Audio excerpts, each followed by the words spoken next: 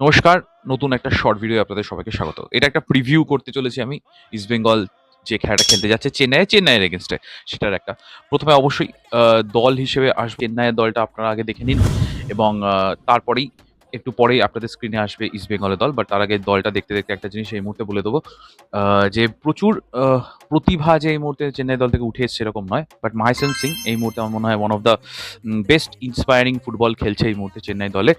এবং অবশ্যই তার প্রতিভা রয়েছে। কোচও তার খুবই প্রশংসা করেছে। মানে ক্লিফোর্ড মিরান্ডা তার খুবই প্রশংসা করেছেন।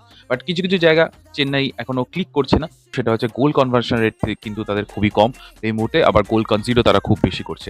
ওইজন্য আপনারা দেখবেন এবছরের নতুন ডিফেন্ডার নেওয়া সত্ত্বেও আমি কিন্তু এলসিনোকেই রাখছি এই মুহূর্তে। বিকজ তিনি কিন্তু এই মুহূর্তে ডিফেন্সে ভরসা দিচ্ছেন তাই। আমার দল যে মিলবে তা নয়। বাট আমি একটা নিজের মতো করে যেটা চেন্নাইয়ের খেলা দেখেছি সেই অনুযায়ী একটা দল প্রস্তুত করার চেষ্টা করেছি। ইস্ট বেঙ্গলের দিকে আসি। ইস্ট বেঙ্গলের দলটা আগে দেখে নিন। হ্যাঁ, ইস্ট বেঙ্গল দলটা আমি এরকমই রাখতে চাই। রাশিদকে আমি এই মুহূর্তে এই দলে রাখতে চাইনি। এর কোনো কারণ নেই।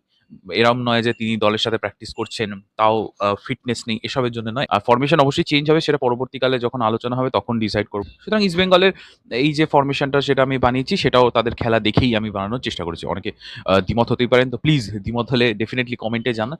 এতে কোনো অসুবিধা নেই। বাট এই দলটা আমার মনে হচ্ছে একটা ব্যালেন্স সাইড। ডেফিনিটলি এরপরেও যত সংযোজন তো থাকবেই। তার কারণ হচ্ছে যে রাশিদকে দেখতেই পাচ্ছেন ফার্স্ট ইলেভেন আপাতত রাখেনি। সেজন্য সাবস্টিটিউটে তিনি অবশ্যই থাকবেন। বাট আমারও এটা মনে হয় না যে অস্কার ব্রুজেন এই দলটায় নামাবে। সেখানে রাশিদও নিশ্চয়ই থাকবে। বাট কিরমভাবে দলটা গোছান, কাকে কেন্দ্র করে দলটা গোছান সেটাও দেখা এই মুহূর্তে কিন্তু খুব জরুরি। ইস্ট বেঙ্গলকে এই ম্যাচটা জিততেই হবে। ৬টা ম্যাচ আপাতত খেলেছে। বাকিরা যেখানে ৭টা ৮টা করে ম্যাচ খেলে ফেলেছে। ইস্ট বেঙ্গলের ইন্টারন্যাশনাল ব্রেকের আগে শেষটা খুব ভালো হয়েছিল। শুধু এটাই চাইবো যে সেই যে গোল স্কোরিং খিদেটা সেটা যেন প্রত্যেকটা প্লেয়ার মাঠে নিয়েই এটা শুরু করে। এবং যদিও সেটা কঠিন, কারণ একটা ব্রেকের পর এসে সেইটাই কম্পোজার ধরে রেখে শুরু করাটা কঠিন। বাট ইস্ট বেঙ্গল মনে হয় এই মুহূর্তে একটা তাগিদে আরে থাকবে। ধুর বাবা, মানে আপনি এটাই বলতে চাইছেন যে ইস্ট বেঙ্গল যেন নিজের খেলাটা খেলে এবং ম্যাচটা যেন জিতে ফিরে আসে, ব্যাস এটা বললেই হয়ে গেল।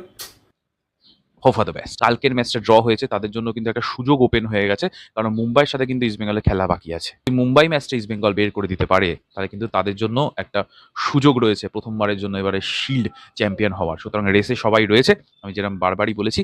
আর দেখা যাক ম্যাচটা কেমন হয়। ইন্টারেস্টিং তো অবশ্যই হবে। আপনারা নজর রাখুন, আমি তো রাখবোই ওয়াচালংয়ে। কালকে রয়েছে বিকেল ৫টায় খেলাটা অবশ্যই চেন্নাইয়ের মাঠে খেলা হবে। কি ম্যাচের রেজাল্ট হতে পারে আপনারা প্রেডিক্ট করুন।